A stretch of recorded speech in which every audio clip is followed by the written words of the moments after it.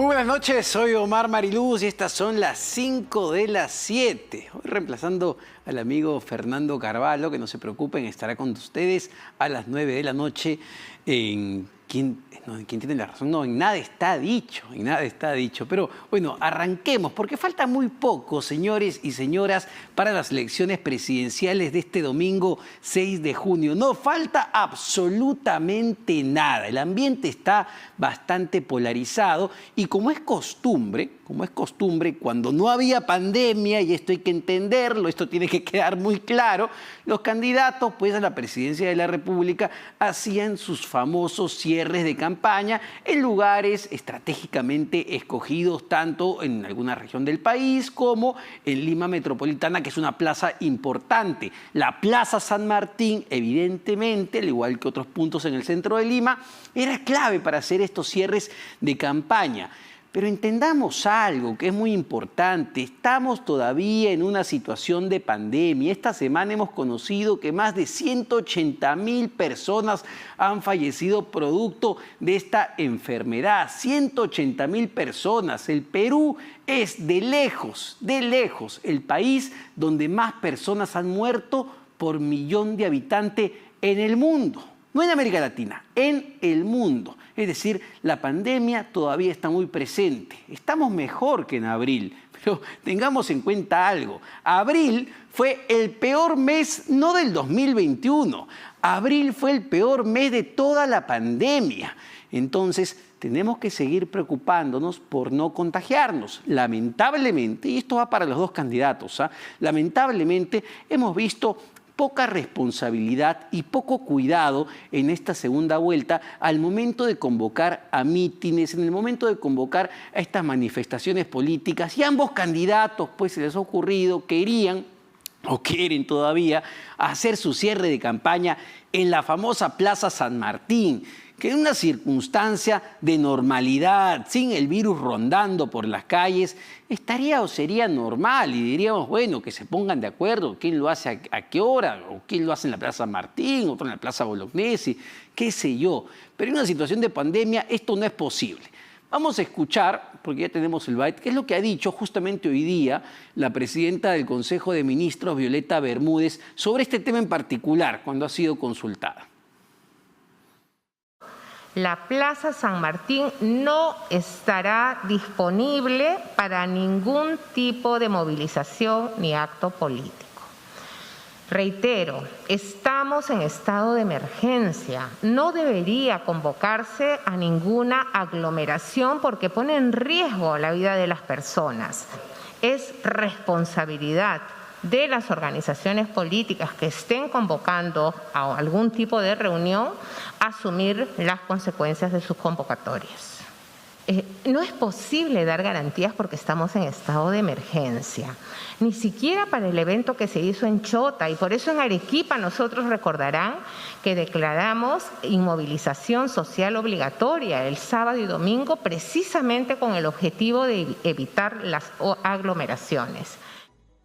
Bueno, ahí está, bastante claro, ¿no? No es posible dar garantías, señor Pedro Castillo, señora Keiko Fujimori, que es lo que ha dicho también la Municipalidad de Lima, ¿no? A través de un comunicado. No sé si podemos ver el comunicado. No, veamos primero el tuit del alcalde de Lima, Jorge Muñoz. Dice lo siguiente, bastante claro también. Quiero enfatizar que no, en altas, no hemos otorgado ni otorgaremos autorización alguna para realizar mítines de cierre de campaña en el cercado ni en ninguna vía metropolitana. La pandemia nos golpea fuerte y no avalaremos aglomeraciones que conduzcan a contagios masivos. La salud es primero, así de simple, ¿no? Y creo que no se puede discrepar con esta idea. También la municipalidad más temprano emitió un comunicado, ahí está, dice lo siguiente, brevemente nada más. La Municipalidad de Lima no va a otorgar autorización del espacio público para la realización de los mítines de cierre de campaña de los candidatos presidenciales que se encuentran en la contienda electoral. De acuerdo al protocolo sanitario establecido por el Ministerio de Salud, se solicitó a los candidatos y a partidos políticos priorizar pues, los mecanismos de difusión virtuales para sus actividades proselitistas y de campaña frente al riesgo de transmisión comunitaria de la COVID-19. Las medidas de prevención y el control del distanciamiento físico exigen no menos de 2 metros entre las personas, evitar en todo momento el contacto físico, el uso de mascarilla en forma correcta, entre otras recomendaciones que son de difícil aplicación en un mitin multitudinario, y esto lo hemos visto. Es preciso señalar que el Gobierno Nacional, a través del Decreto Supremo 184, prohíbe de manera expresa la realización de actividades civiles, así como todo tipo de reunión, evento social, político, cultural, entre otros, a fin de evitar la propagación y los efectos nocivos del virus del COVID-19. Es bastante claro, las normas ya están dadas, lo que se busca es evitar los contagios, pero insisto, lamentablemente ninguno de los dos candidatos, ni Pedro Castillo ni Keiko Fujimori, han sido juiciosos al momento de cumplir estas normas y esperemos que mañana pues la situación cambie. Estamos ya conectados con Jeffrey Radzinski, director del grupo Fides Perú, analista político. Jeffrey, ¿cómo está? Muy buenas noches. Omar, buenas noches. Un gusto, como siempre, conversar contigo. Jeffrey, partamos de esta, no sé si tesudez de parte de ambos candidatos de querer realizar mítines, cierres de campaña, como si no nos encontráramos en una pandemia, como si no nos encontráramos en una situación de emergencia. Quizá, digamos, tú nos puedas ayudar a entender por qué esto es tan importante para ambos candidatos, es tan importante que incluso buscan saltarse las normas ya establecidas. En primer término, diría que no es una novedad. Si revisamos lo que ha pasado durante la campaña electoral, que es bastante larga, de segunda vuelta, para no retroceder tantos meses, han habido decenas de mítines y varias marchas y aglomeraciones. Entonces, en general ha habido una irresponsabilidad por parte de los candidatos para el cumplimiento de las medidas sanitarias. Dicho esto, es importante, digamos, en términos proselitistas, el contacto físico. Entonces entra en discusión y en teoría, creo yo, debería preservar el cumplimiento de la salud pública, ¿no?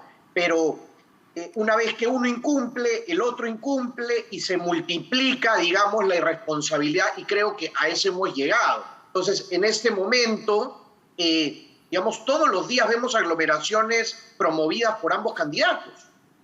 Así es, y en varias partes del país. Pero dado que mencionas eso, la importancia del contacto físico, la importancia de este tipo de reuniones, claro, durante la primera vuelta tú recordarás, Jeffrey, la actitud del candidato Pedro Castillo. Fue quizá uno de los candidatos más activos en hacer campaña presencial, en ir a plazas, en ir a distintos puntos, quizá los más alejados del país.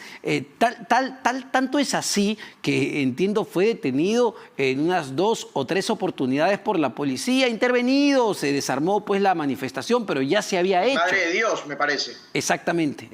Entonces sí tiene un nivel de impacto y de influencia sobre los electores. Es decir, a la gente sí le importa o sí le interesa o sí influyen estos mítines. Sin duda, y por eso los candidatos los realizan. Si retrocedemos a las elecciones generales, a la campaña, digamos, durante el verano para las elecciones del 11 de abril, efectivamente, el que más incumplimientos tenía es el candidato Pedro Castillo. De hecho, convocaba en plazas a miles de personas. Lo que pasa es que hasta faltando 2 semanas para las elecciones, no tenía mucha atención mediática y no reparaba el debate público con tanto protagonismo en lo que hacía Pedro Castillo, pero ahí había un incumplimiento grande. Y eso, digamos, ya en la segunda vuelta se ha dado con ambos candidatos. Pero yo creo que hay un asunto central, más allá, digamos, de esos incumplimientos sanitarios, que me parece sintomático, y lo decía Omar en la introducción del programa.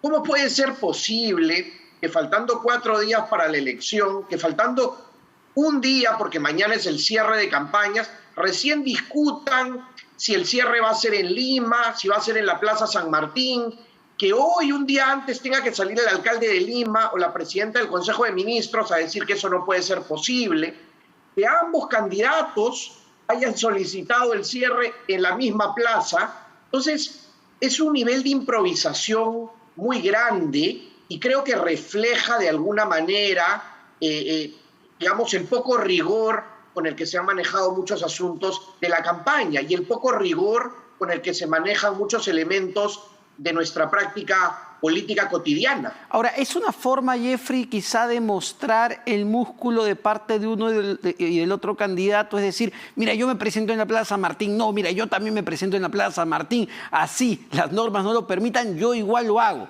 Es un poquito mostrar los dientes de un lado y de otro en un contexto donde, según la mayoría de encuestas, habría un empate técnico entre ambos candidatos.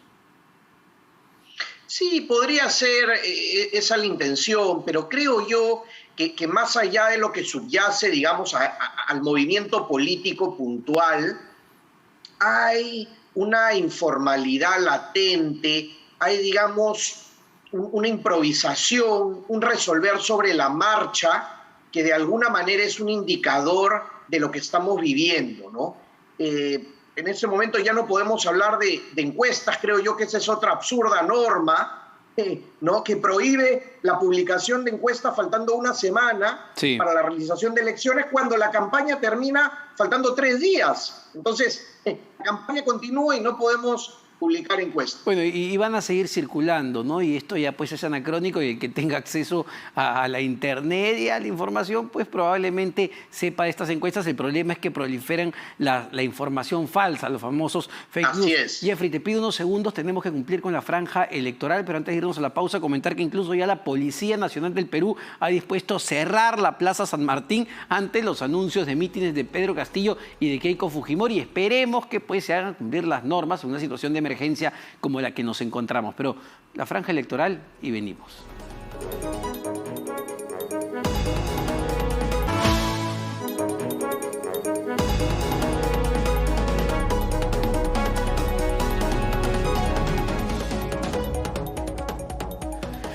Bueno, seguimos a las 5 de las 7 analizando la coyuntura electoral. Faltan escasos 4 días para las elecciones presidenciales entre Pedro Castillo y Keiko Fujimori. Estamos conversando con Jeffrey Radzinski, director del Grupo Fides Perú. Y Jeffrey, yo quería hablar un poco de la compleja relación entre Pedro Castillo y Vladimir Cerrón, porque a razón de este tema de si se realizaba el mitin de cierre en la Plaza San Martín, pues en el documento que tuitea incluso el propio Vladimir Cerrón, ¿no? El líder de Perú Libre, y a quien han tratado de apartar de alguna manera en esta segunda vuelta, pues él sale como el coordinador de la campaña en Lima. Esto puso muy nerviosos a algunos miembros o nuevos jales del equipo técnico de Perú Libre, pero finalmente el jefe de campaña de Perú Libre confirmó que sí, Vladimir Cerrón es el coordinador del mitin final de la campaña en Lima. Sin embargo, el factor, ¿cómo lo ves tú? ¿El factor Vladimir Cerrón sigue generando estas disputas a la interna de Perú Libre?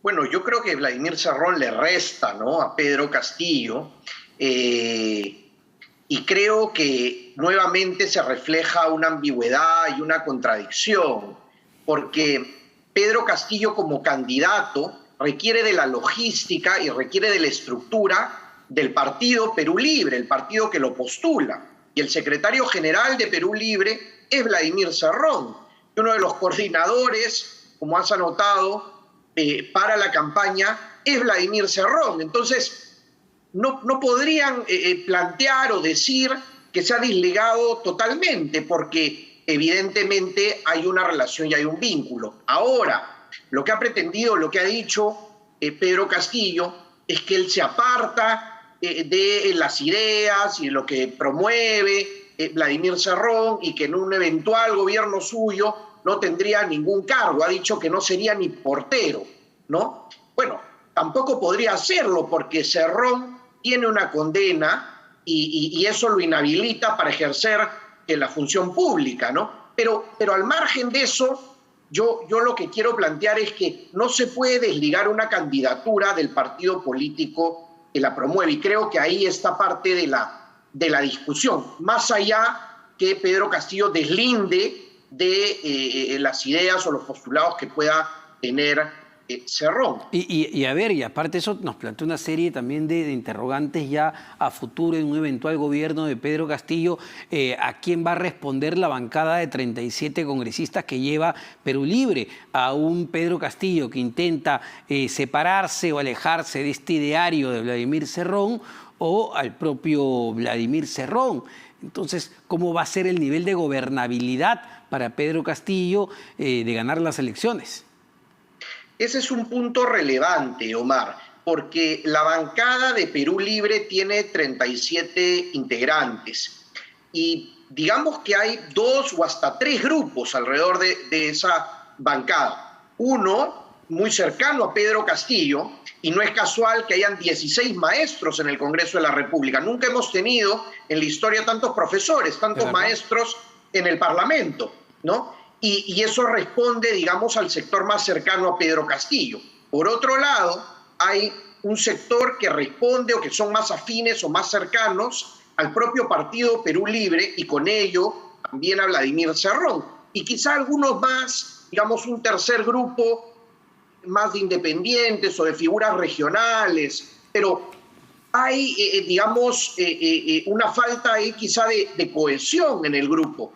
Y lo que va a ser importante es quién asume el liderazgo de esa bancada, independientemente que gane o pierda Perú Libre, porque tampoco se ve ahí, digamos, un liderazgo claro en esa bancada, o por lo menos todavía no lo hemos visto, de cara a las vocerías, me refiero. Así es, Jeffrey. Permíteme cambiar de tema y pasar a lo que es en este momento el Congreso de la República, porque se ha aprobado, cosa insólita, en realidad no lo veíamos, me parece, desde la crisis del año 2000 con la caída de Alberto Fujimori, se ha aprobado una 4ª legislatura. Muchos podrán pensar, bueno, qué juiciosos estos congresistas, siempre queriendo proponer más leyes, aprovechando el tiempo hasta el final. ¿Es así o es peligroso que hayan aprobado una 4ª legislatura? Considero que es un nuevo desatino del Congreso de la República. Creo que más allá de la discusión jurídico-constitucional, hay un asunto de fondo. La Constitución política es el pacto social fundamental, el pacto político fundamental en un Estado de Derecho, y no se puede modificar tan a la ligera sin deliberar, sin tener una discusión, y la discusión tiene que tener pues cierto nivel en el tiempo y cierta profundidad. Entonces, creo que es preocupante el hecho que se puedan modificar varios artículos de la Constitución sin un debate largo y necesario, ¿no? Creo que no es un buen precedente. Y creo que al igual que lo que sucede en la relación ejecutivo-legislativo, que figuras tan excepcionales como la disolución del Congreso o la vacancia presidencial, que son figuras extremas, se están utilizando con una frecuencia y una facilidad que están perdiendo su sentido. Así es. La modificación constitucional va en la misma línea. No se puede hacer tan a la ligera. Yo creo que hay que hacer cambios en la Constitución, sin duda, y particularmente soy partidario de la bicameralidad.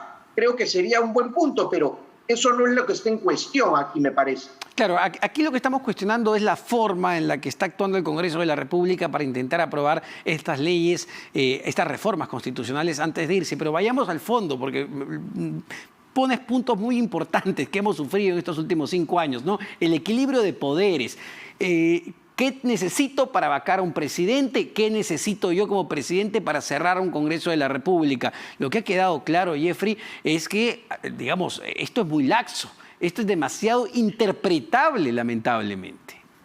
Totalmente, y las interpretaciones extensivas sobre asuntos tan sensibles son riesgosas en una sociedad con una democracia tan débil como la nuestra. El Tribunal Constitucional, creo yo, perdió la gran oportunidad de zanjar el asunto de la vacancia, porque no se pronunció. Entonces, dejó nuevamente en el aire la posibilidad de que simplemente sea un agregado de votos, que es lo que tenemos o lo que se ha dado en la práctica. Entonces, hay asuntos pendientes y yo sí creo que se debe legislar mejor sobre la relación ejecutivo-legislativo y, cómo no, debatir nuevamente sobre la bicameralidad. pero la premura con la que se va a hacer probablemente va Preocupa, sí. digamos, dar pie a que el próximo Congreso nuevamente plantee en el mismo sentido. Sí, sí, pues ese es el tema, ¿no? Las formas de cómo estamos aprobando esto al caballazo. Muchísimas gracias, Jeffrey Radzinski, director del grupo Fides Perú, analista político. Un fuerte abrazo. Un placer. Vamos a otro tema también importante que tiene que ver con la ejecución de recursos públicos. A ver, no es sorpresa para nadie, señor, señora, de que nuestro Estado, ¿no? El Estado peruano, la burocracia peruana es lenta, es paquidérmica, en muchos casos es ineficiente y en otros muchos casos es corrupta.